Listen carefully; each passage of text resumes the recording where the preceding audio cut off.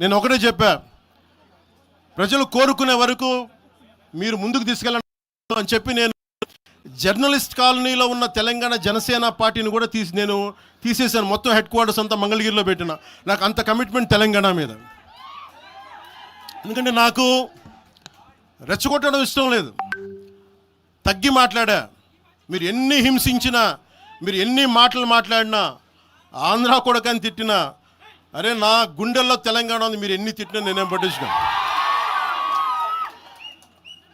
YCP నాయకులు, criminal gangs చాలాసార్లు నాకు బెదిరింపులు ఇచ్చినాయి. దానికి మించిన బెదిరింపులు నిజంగా నాకు తెలంగాణ నాయకులు. వైసీపీ గుండాలు ఇచ్చిన బెదిరింపుల కంటే కూడా, చంపేస్తామని బెదిరింపుల కంటే కూడా నాకు తెలంగాణ ఎప్పుడు ఇవ్వాల. అసలు ఈ గొడవ అంతా ఎందుకు స్టార్ట్ అయింది? ఈ గొడవ అంతా ఎక్కడ స్టార్ట్ అయింది?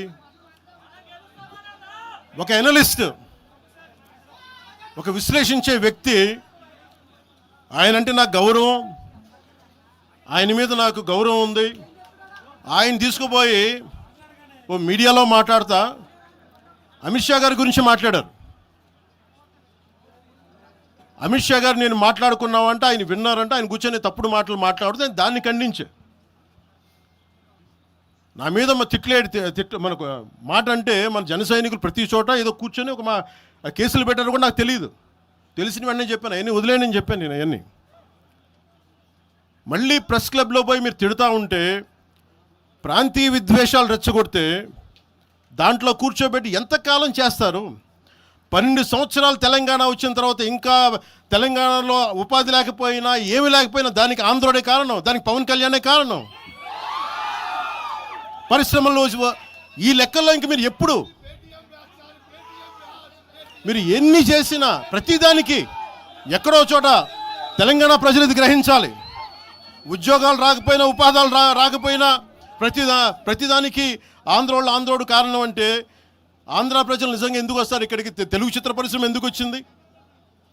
ఎక్కడో మద్రాసులో ఉండే తెలుగు చిత్ర పరిశ్రమ ఇక్కడ రావడానికి కారణం తెలంగాణ ప్రత్యేక రాష్ట్రం కావాలని కోరుకున్న నాయకులు చెన్నారెడ్డి గారు తీసుకొచ్చారు ఇక్కడికి. ఆయన తీసుకొచ్చారు ఇక్కడికి. 50 సంవత్సరాలు కలిసి ఉన్న రాజధాని ఇక్కడ సడన్గా పోయి మీరు ఇక్కడ రాకూడదు అని కొంతమంది నాయకులు, తెలంగాణ ప్రజలు వేరు. నేను మొదటి రోజు నుంచి చెప్తా ఉన్నా, పాలకులు వేరు, ప్రజలు వేరు. తెలంగాణకి అన్యాయం చేసిన పాలకుల్ని, దాంట్లో పవన్ కళ్యాణ్ కూడా, వాడిని కూడా ఉరిదీసాను పర్లా. పాలకులు వేరు, ప్రజలు వేరు. మీరు పాలకులను తిట్టుకున్న ప్రజలను తిడితే, విద్వేషాలు రెచ్చగొడితే ఈ దేశం ఎటుపోద్ది? సూరత్లో తెలుగు ప్రజలు ఉన్నారు.